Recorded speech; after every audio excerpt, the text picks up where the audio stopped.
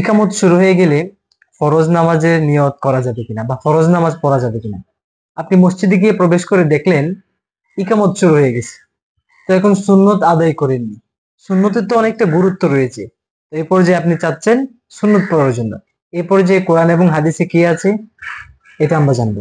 রাসূল সাল্লাল্লাহু আলাইহি সাল্লাম, মুসলিম শরীফের বর্ণনা এসেছে, রাসূল সাল্লাল্লাহু আলাইহি সাল্লাম বলেন, ইদা উকিমাতিস সালাহ, যখন মসজিদে বা নামাজের জন্য ইকামত হয়ে যায়, ফালা সলাতা ইল্লাল মাকতুবা, কোনো নামাজ নেই ফরজ নামাজ ব্যতীত।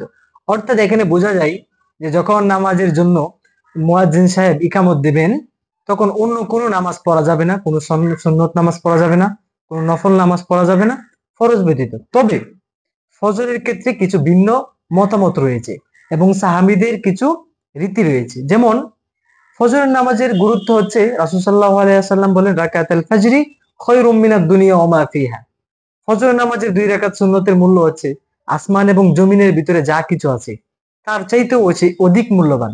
এই জন্য অনেক ইমাম এবং অনেক সাহাবায়ে কেরাম রাদিয়াল্লাহু তাআলা আনহু হাদিস গেটে পাওয়া গিয়েছে যে তারা অনেক সময় মসজিদের বারান্দায় বা মসজিদের কোনো একটা অংশে ইকামত হওয়ার পরেও, জামাত দাঁড়ানোর পরেও তারা ফজরের 2 রাকাত সুন্নত পড়ে ফেলতেন।